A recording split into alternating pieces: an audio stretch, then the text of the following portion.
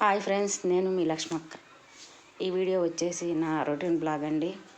Please అందరు support చేసి లక్ష్మక్కని ముందుకు తీసుకెళ్తారని కోరుకుంటున్నాను.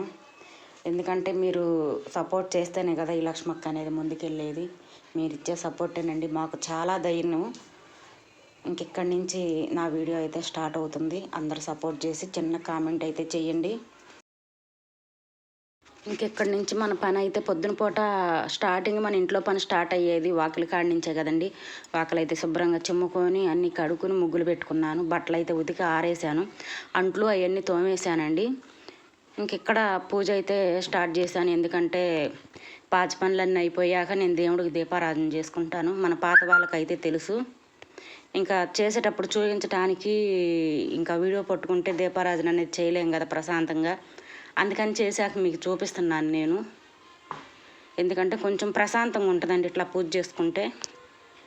ఇట్లా పూజ చేసుకున్నాక ఇంకా నేను బాబుకి ఒకేసారి రైసు కూర పొయ్యి మీద పెట్టేసేసి పూజ చేసుకుంటా. ఎందుకంటే ఒక పని అయ్యేటప్పటికి ఇంకో పని అయిపోయిద్దని చెప్పానని. ఇంకెక్కడైతే బాబుని నిద్ర లేపాలి. ఎందుకంటే టైం అవుతుంది.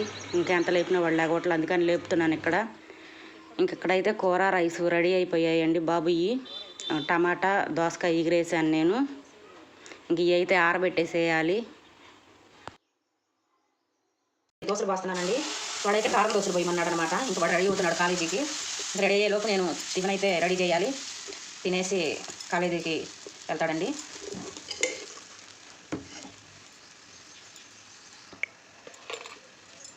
ఇంకా నేను చిన్నపాయ కారం అయితే కొట్టి ఒక బాటిల్లో పెట్టుకుంటానండి. ఎందుకంటే మన దోశల్లో నంచుకోవచ్చు. ఏదైనా ఫ్రైలు కానీ చేసుకున్నప్పుడు వాడుకోవడానికి తొందరగా అయిపోయిద్దని చెప్పాను. ముందుగానే నేను దంచి పెట్టుకుంటాను చిన్నపాయ కారాన్ని.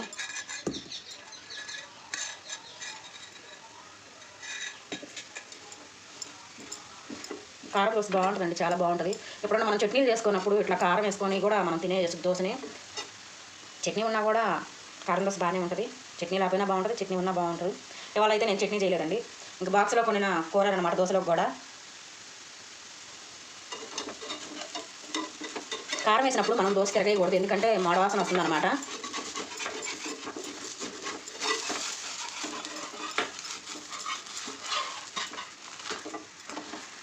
ఇట్లా వేడివేడిగా పిల్లలకు పెట్టించామంటే చాలా ఇష్టంగా తింటారండి.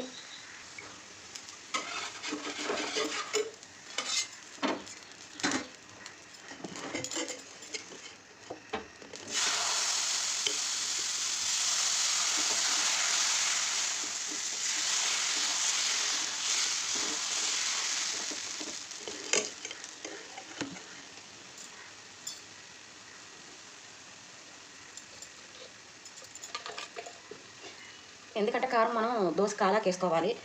శుభ్రంగా ఇక్కడ కూడా శుభ్రం కాలాలి కదండి. పైన మనం దోశ ఇంకా తిరగేయం కదా, కాలాక అప్పుడు చల్లుకోవాలి కారం. కారం చల్లుకున్నాక ఆయిల్ వేసుకుంటే బాగుంటుంది. కొంతమంది ఆయిల్ వేసి కారం వేస్తారనమాట.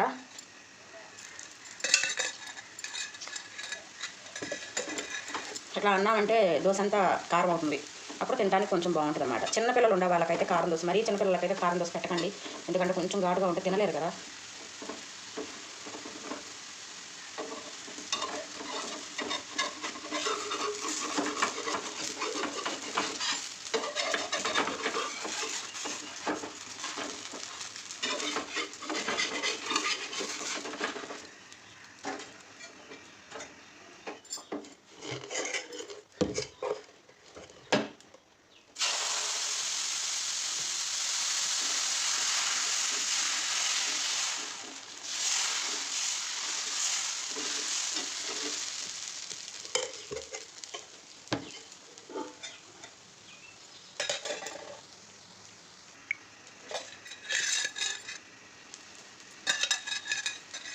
ఇంక ఈ దోశ అయితే బాక్స్లోకి కూర ఉండాను కదా, ఆ కూర అయితే వేసి ఈ దోశ వేస్తాను. అన్ని కారం దోశ అయితే బాగోదు కదండి. ఇట్లా మన ఇంట్లో ఏ కూర ఉంటే ఆ కూర ఇట్లా దోశ మీద వేసుకుని కూడా చేసుకోవచ్చు అనమాట. చాలా బాగుంటుందండి, ట్రై చేయండి ఒకసారి.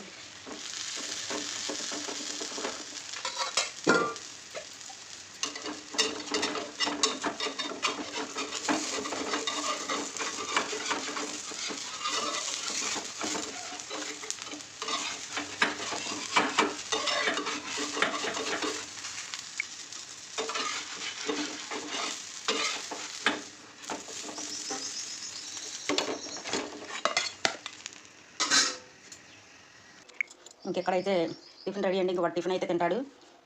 ఇంకా తిని కాలేజీకి అయితే స్టార్ట్ అవుతాడు అనమాట.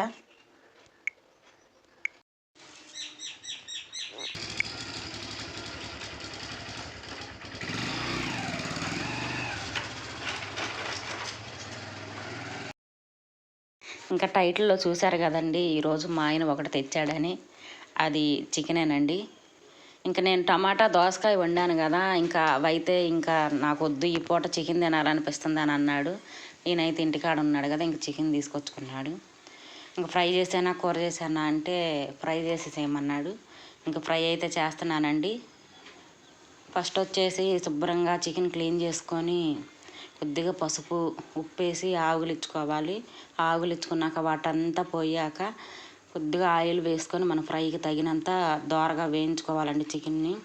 ఇంకా ఆల్రెడీ అల్లం చిన్నులపాయ పేస్ట్ ఇవన్నీ నేను పట్టుకొని పెట్టుకుంటానండి మిక్సీలో ముందుగానే. ఎందుకంటే కరెంట్ ఉన్నా లేకపోయినా నాకు ఇబ్బంది లేకుండా అనమాట. మన పని కూడా కొంచెం ఫాస్ట్గా అయ్యిద్ది అనమాట మిక్సీ పట్టుకొని మనం స్టోర్ చేసుకుంటే. ఇంక ఇక్కడైతే ముక్కలు మసాలా అయితే పట్టేసిందండి. ఇది కొబ్బరి అన్నమాట. నేను ఇంట్లో కొబ్బరికాయలు కొట్టుకున్నప్పుడు కొబ్బరి ఉంటుంది కదండి, అది వేస్ట్ చేయకుండా ఇట్లా మిక్సీ పట్టుకొని కూరల్లోకి వాడుకుంటూ ఉంటానండి. ఎందుకంటే బూజు పట్టించి పడేసామంటే వృధాగా పోతాయి కదా, అట్లా చేయటం నాకు నచ్చదనమాట.